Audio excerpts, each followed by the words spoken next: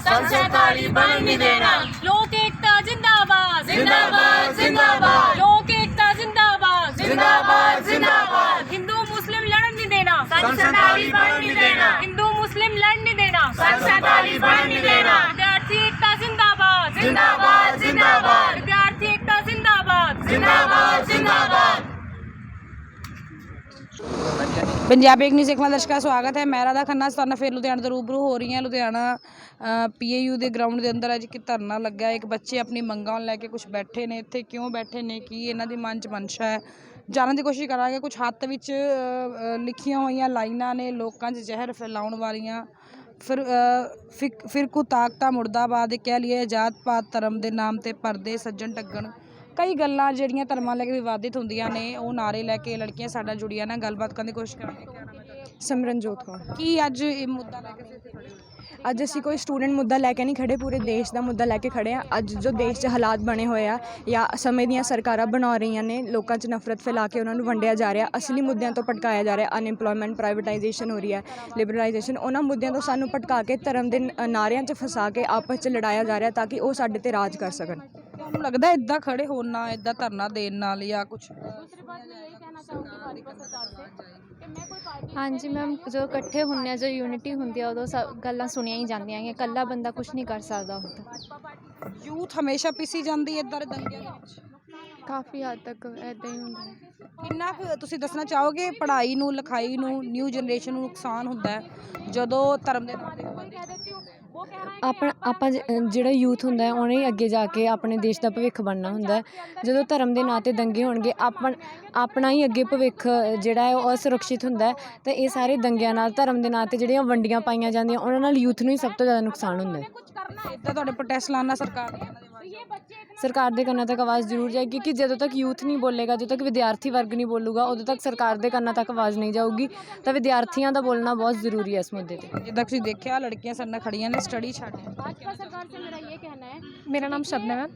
Actually ਸਰਕਾਰ ਦਾ ਇਹੀ motive ਹੈ ਕਿ ਆਪਾਂ ਸਾਰਿਆਂ ਨੂੰ ਧਰਮਾਂ ਦੇ ਨਾਮ ਤੇ ਲੜਾਈਏ, ਜੋ ਕਿ ਬਿਲਕੁਲ ਸਰਾਸਰ ਗਲਤ ਹੈ। ਆਪਾਂ ਸਾਰੇ ਇਸ ਦੇਸ਼ ਦੇ ਵਾਸੀ ਹਾਂ। ਅੱਜ ਸਾਨੂੰ ਇਹ ਮੌਕਾ ਮਿਲਿਆ ਕਿ ਅਸੀਂ ਜੋ ਇੱਕ ਰਿਲੀਜਨ ਦੇ ਲਈ, ਜੋ ਇੱਕ ਬਹੁਤ ਮੁਸ਼ਕਿਲ ਸਮਾਂ ਹੈ, ਆਪਾਂ ਉਹਨਾਂ ਦੇ ਨਾਲ ਖੜੀਏ।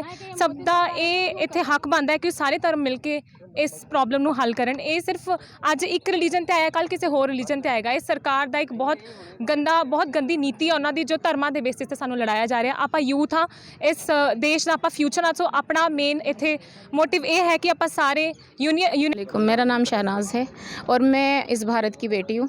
मैं ये नहीं बताऊंगी मैं कौन हूँ, क्या हूँ। मैं सबसे पहले, मुझे खुशी है कि मैं इस भारत की बेटी हूँ और मैं आज इन बच्चों के साथ, भाइयों बहनों के साथ इसलिए आई हूँ क्योंकि इन्होंने जो एकता दिखाई है, ये जो सारे देश में आप देख ही रहे हो, हिंदू मुस्लिम हो रही है। कुछ चंद लोग हैं जो शरारतें कर रहे हैं, गंदी पॉलिटिक्स करने चक्कर। बिल्कुल बिल्कुल बिल्कुल ये हमें टारगेट किया जाता है। आपने देखा भी होगा कभी, ख़ासकर मुस्लिम लोगों को टारगेट किया जाता है। ये कर कौन रहा है? RSS वाले और भाजपा वाले।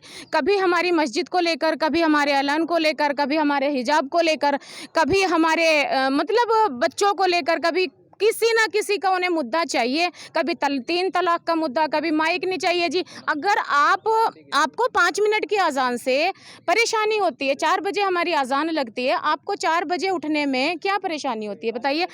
5 टाइम की अजान, 5-5 मिनट की अजान होती है। हमारी मांग ये है, मंदिर, मस्जिद, गुरुद्वारा और चर्च हमारे लिए चारों बराबर हैं। और हमारी मांग ये है कि ये गुलिस्ता जो गुल है जिसमें फूल खिले, इसमें कांटे बोने की कोशिश ना करें। क्या नाम है? हाँ जी, मेरा नाम हितोज है जी।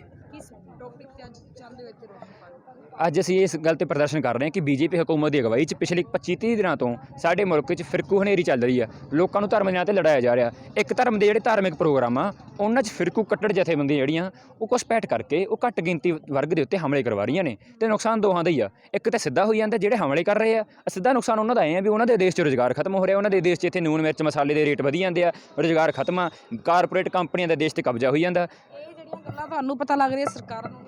ਸਰਕਾਰਾਂ ਨੂੰ ਸਭ ਪਤਾ ਹੀ, ਸਰਕਾਰ ਸਭ ਜਾਣਦੀਆਂ, ਪਰ ਗੂੰਗੀਆਂ ਬੋਲੀਆਂ ਹੋਣ ਦਾ ਦਿਖਾਵਾ ਕਰਦੀਆਂ। ਸਭ ਜਾਣਦੀਆਂ ਸਰਕਾਰਾਂ। ਤੁਹਾਨੂੰ ਕੀ ਲੱਗਦਾ ਤੁਹਾਡੇ ਇੱਥੇ ਪ੍ਰਦਰਸ਼ਨ ਕਰਨਾ, ਇੱਥੇ ਸਰਕਾਰਾਂ ਦਾ ਅਸਰ ਪਏਗਾ? ਸਾਡਾ ਅਸਰ ਪੈਣਾ ਹੈ ਜੀ। ਨੌਜਵਾਨ ਵਿਦਿਆਰਥੀਆਂ, ਜੋ ਨੌਜਵਾਨ ਵਿਦਿਆਰਥੀ ਬੋਲਦੇ, ਸਰਕਾਰਾਂ ਨੂੰ ਡਰ ਤਾਂ ਹੋਣਾ ਹੀ ਹੈ ਜੀ। ਅੱਜ ਸਿਰਫ PAU 'ਚ ਨਹੀਂ, ਪੰਜਾਬ ਦੇ ਤਕਰੀਬਨ 25-30 ਕਾਲਜਾਂ 'ਚ ਪੰਜਾਬ ਦੀਆਂ ਵੱਖ-ਵੱਖ ਵਿਦਿਆਰਥੀ ਜਥੇਬੰਦੀਆਂ ਉਹ ਇਹ 'ਤੇ ਕਰ ਰਹੀਆਂ। ਅਸੀਂ ਆਪਦੇ PAU ਦੇ ਵਿਦਿਆਰਥੀਆਂ ਵੱਲੋਂ ਇਹ ਪ੍ਰਦਰਸ਼ਨ ਕਰ ਰਹੇ ਹਾਂ।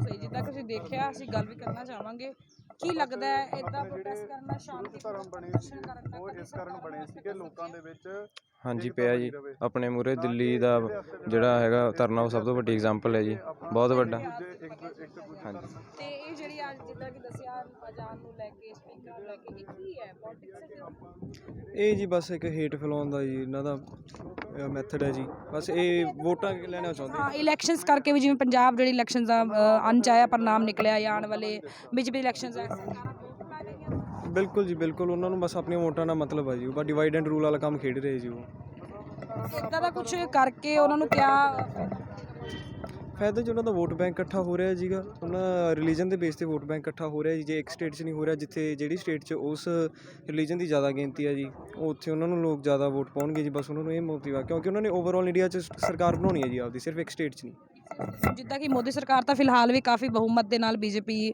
ਰੂਲ ਚੱਲ ਰਹੀ ਹੈ ਤੇ ਆਉਣ ਵਾਲੀ ਚੋਣਾਂ ਦਾ ਕਿੰਨਾ ਕੁ ਪ੍ਰਭਾਵ ਪਏਗਾ ਦੇਖੋ ਜੀ ਇੱਥੇ ਜਿਹੜਾ ਆਪਣਾ ਹੁਣ ਪ੍ਰੋਟੈਸਟ ਹੈ ਆਪਾਂ ਸਰਕਾਰ ਬਾਰੇ ਮੀਨਸ ਕੋਈ ਹੈ ਨਹੀਂਗਾ ਪਰਟੀਕੂਲਰ ਕਿਸੇ ਸਰਕਾਰ ਨੂੰ ਆਪਾਂ ਕੁਝ ਨਹੀਂ ਕਹਿਣਾ ਮੇਨ ਗੱਲ ਇਹ ਆ ਕਿ ਜਿਹੜਾ ਆਪਾਂ ਨੂੰ ਧਰਮ ਦੇ ਬੇਸ ਤੇ ਵੰਡ ਰਹੇ ਆ ਉਹਦੇ ਤੇ ਆਪਾਂ ਨੂੰ ਲੋਕਾਂ ਨੂੰ ਅਵੇਅਰ ਹੋਣਾ ਚਾਹੀਦਾ ਮੇਨ ਹਾਂ ਤਾਂ ਕਿ ਕੋਈ ਫੁੱਟ ਨਾ ਪਾ ਸਕੇ ਲੋਕਾਂ ਨੂੰ ਆਪ ਹੀ ਇੰਨਾ ਸੋਚਣਾ ਚਾਹੀਦਾ ਕਿ ਜਿਹੜੇ ਇੱਕ ਦੂਜੇ ਜੇ ਉਹ ਧਰਮ ਦੀ ਇੱਜ਼ਤ ਕਰਨਗੇ ਤਾਂ ਜੇ ਉੱਤੋਂ ਕੋਈ ਆਪਾਂ ਨੂੰ ਭੜਕਾਊਗਾ ਵੀ ਤਾਂ ਲੋਕ ਆਪਣੇ ਆਪ ਨੂੰ ਪਤਾ ਹੋਊਗਾ ਕਿ ਅਸੀਂ ਸਹੀ ਹੋਣਾ ਸਹੀ ਰਹਿਣਾ ਕਿ ਗਲਤ ਕਿਸੇ ਦੇ ਭੜਕਾਉਣ 'ਤੇ ਚੱਲਣਾ ਗਾ ਤੁਸੀਂ ਦੇਖਿਆ ਆਉਣ ਵਾਲੇ ਟਾਈਮ ਵਿੱਚ ਬ੍ਰਿਟਿਸ਼ ਸਰਕਾਰ ਨੂੰ ਲੈ ਕੇ ਮੁਸਲਮਾਨਾਂ ਨੂੰ ਲੈ ਕੇ ਜਾਂ ਫਿਰ ਹਿੰਦੂ ਮੁਸਲਿਮ ਨੂੰ ਲੈ ਕੇ ਕਈ ਤਰ੍ਹਾਂ ਦੇ ਦੰਗੇ ਕਈ ਤਰ੍ਹਾਂ ਡਿਵਾਈਡਿੰਗ ਰੂਲ ਅਪਣਾਏ ਗਏ ਤੇ ਲੋਕਾਂ ਵਿੱਚ ਸਮੇਂ ਦੇ ਗੈਪ ਨਾਲ ਕੁਝ ਸਮੇਂ ਬਾਅਦ ਹੀ ਦੰਗੇ ਹਮੇਸ਼ਾ ਹੁੰਦੇ ਰਹੇ ਨੇ ਪਰ ਹੁਣ ਨੌਜਵਾਨ ਪੀੜ੍ਹੀ ਜਾਗ ਚੁੱਕੀ ਹੈ ਪੜ੍ਹੀ ਲਿਖੀ ਹੈ ਜੋ ਕਿ ਇੱਦਾਂ ਦੇ ਦੰਗੇ